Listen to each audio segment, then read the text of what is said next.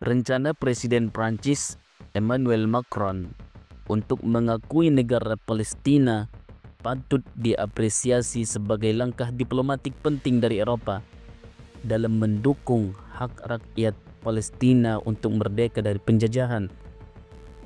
Di tengah stagnasi politik global dan dominasi narasi pro-Israel di forum-forum internasional, inisiatif ini bisa menjadi titik balik moral dan simbolik yang sangat signifikan.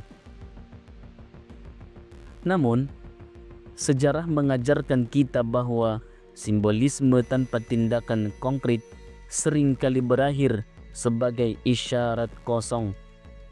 Dalam konteks ini, pengakuan Prancis terhadap Palestina tidak akan membawa perubahan berarti apabila tidak disertai dengan langkah nyata berupa boikot ekonomi, penghentian kerjasama militer, serta tekanan politik langsung terhadap Israel. Prancis, seperti negara-negara Eropa lainnya, memiliki jejak panjang dalam menjalin kerjasama militer dengan Israel. Menurut laporan resmi Kementerian Pertahanan Prancis yang disampaikan kepada parlemen pada Juli 2023, sejak 2015, negara ini telah mengeluarkan 767 izin ekspor senjata ke Israel.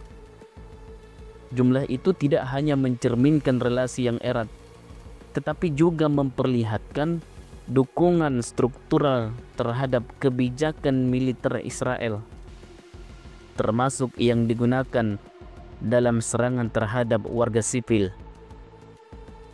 Dalam kurun waktu 2013 sampai 2022, Prancis dilaporkan telah menjual peralatan militer senilai 207,6 juta euro kepada Israel.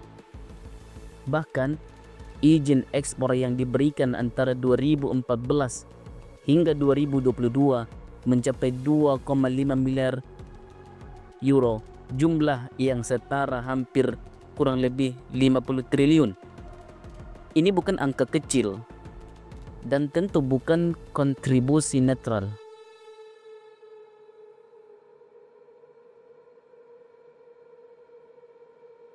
Dalam laporan investigasi media Discourse pada Maret 2024, disebutkan bahwa Prancis mengirimkan 100.000 peluru senjata Gatling ke Israel hanya sebulan setelah agresi meningkat pada 2023 di Oktober yang lalu.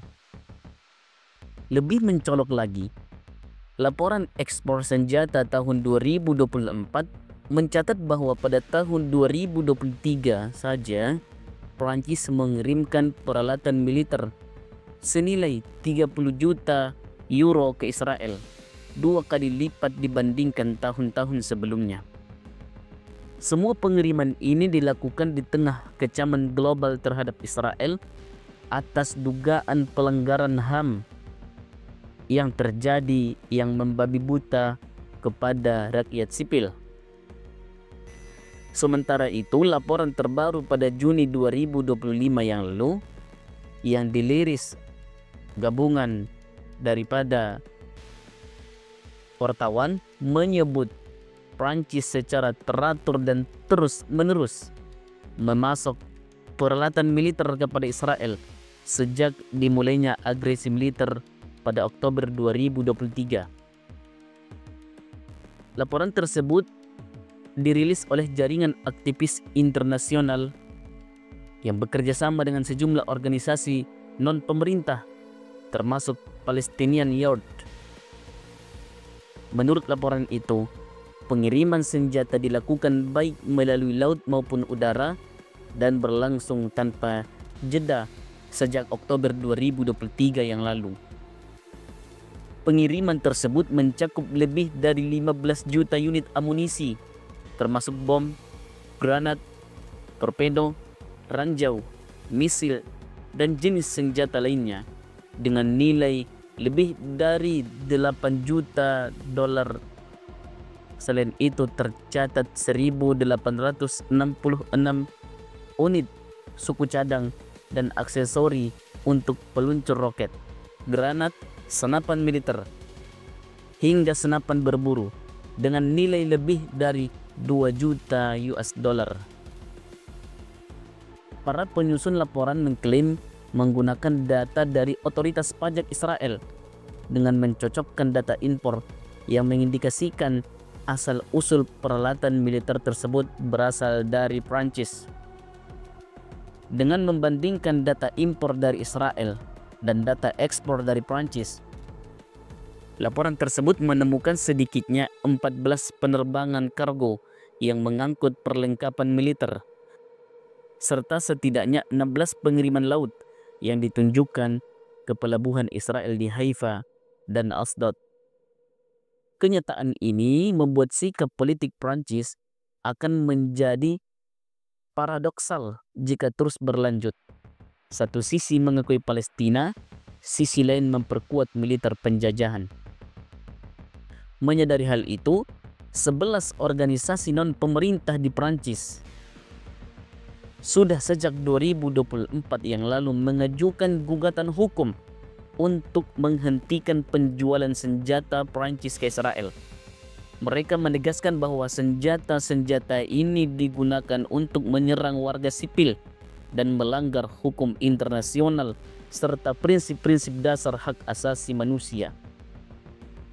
Oleh karena itu, jika Prancis sungguh ingin berdiri di sisi sejarah yang benar, maka pengakuan terhadap Palestina harus dibarengi dengan langkah-langkah nyata, menangguhkan seluruh ekspor senjata, memberlakukan sanksi ekonomi terhadap entitas yang terlibat dalam pelanggaran HAM, dan menghentikan kerjasama militer dan intelijen yang dapat memperkuat pendudukan.